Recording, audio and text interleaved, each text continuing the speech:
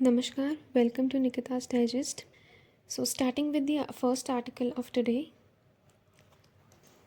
हम wrestling body के जो इलेक्शंस हुए थे अभी, WFI जैसा कि आप लोग जानते ही होंगे, रेसलिंग बॉडी है, रेसलिंग फेडरेशन ऑफ इंडिया, जिसका हेडक्वार्टर न्यू दिल्ली में है, जिसके फॉर्मर प्रेसिडेंट थे ब्रिजभूषण शरण। इन पे कुछ महीनों पहले सेक्सुअल हरासमेंट के एलिगेशंस भी लगे थे। उसके बाद अभी इलेक्शंस हुए हैं दिसंबर में, जिसका रिज़ल्ट आया है, जिसमें संजय सिंह ये इलेक्शन जीते हैं, जो कि ब्रिजभूषण शरण जी जो फॉर्मर प्रेसिडेंट थे उनके ही क्लोज एड हैं। इन्होंने हराया है अनीता शेरॉन को, कॉमनवेल्थ गेम्स की गोल्ड मेडलिस्ट रह चुकी हैं ये। अब जो नए चीफ बने हैं संजय सिंह, ये कुछ आईब्रोज इसलिए भी रेस करते हैं क्योंकि इंडिया को इस वक्त ज़रूरत थी किसी ऐसे की जो इंडिया की टैलेंट को, पोटेंशियल एंड ट्रस्ट को डेवलप करे मॉडर्न रेसलिंग में, ना कि जिसकी वजह से और कम विमेन पार्टिसिपेशन हो। ऑल्सो इतने एलिगेशंस के बाद भी कमेटी में एक भी विमेन नहीं है, ये भी थोड़ा सा क्वेश्चनेबल होता है। बट एनीवेज हम विश करते हैं रेसलिंग बॉडी के अच्छे फ्यूचर के लिए। बट हमारे लिए ये याद रखना इम्पोर्टेंट है कि कौन फॉर्मर प्रेसिडेंट था, कौन प्रेजेंट प्रेसिडेंट है और रेसलिंग में फ्यूचर क्या है। सेकेंड टॉपिक है यूनेस्को के वाइस प्रेसिडेंशियल इलेक्शंस के। यूनेस्को इंटरनेशनल ऑर्गेनाइजेशन है जिसका फुल फॉर्म है united nations educational scientific cultural organisation. इसके हेडक्वार्टर्स हैं पेरिस, फ्रांस में। इसका क्रिएशन हुआ था 1945 में। जो इसके 58 मेंबर्स हैं, इनको 6 रीजनल ग्रुप्स में डिवाइड किया जाता है। वाइस प्रेसिडेंट का इलेक्शन करने के लिए अभी एशिया पैसिफिक ग्रुप से इलेक्शन होना था, जो कि एक 12 मेंबर की बॉडी है। एशिया पैसिफिक ग्रुप में 12 मेंबर्स हैं।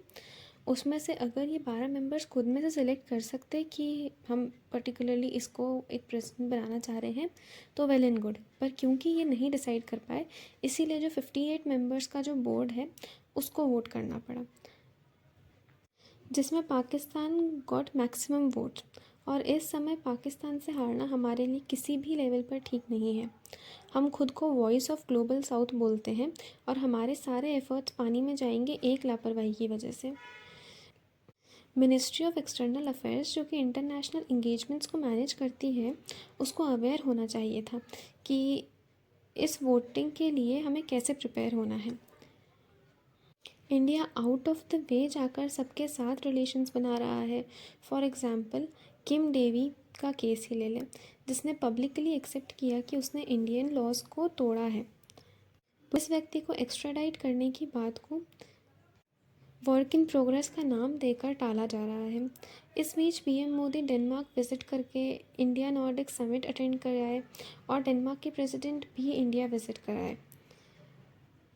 तो ये थोड़ा सोचने की बात हो जाती है कि 58 मेंबर्स के जो बोर्ड है उसने इंडिया को इलेक्ट क्यों नहीं करा। इंडिया को अपने इश्यूज़ को लेकर और अवेयर होने की आवश्यकता है। Next coming to the topic, जिसमें 181 एमपीज़ का सस्पेंशन हुआ था लोकसभा से। हम सभी जानते होंगे ट्रेलिंग न्यूज़ जो चल रही है, जिसमें 2 लोग लोकसभा में टीयर गैस के कैनिस्टर लेकर एंटर हो गए थे ऑन 13 दिसंबर।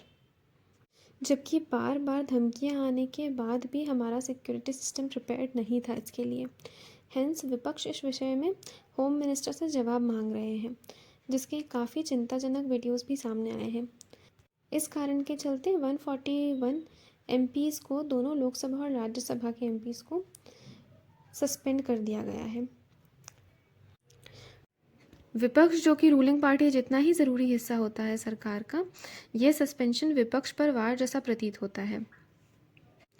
हम यहाँ पक्ष और विपक्ष की लड़ाई करने या कौन सही या कौन गलत ये निश्चित करने के लिए नहीं है।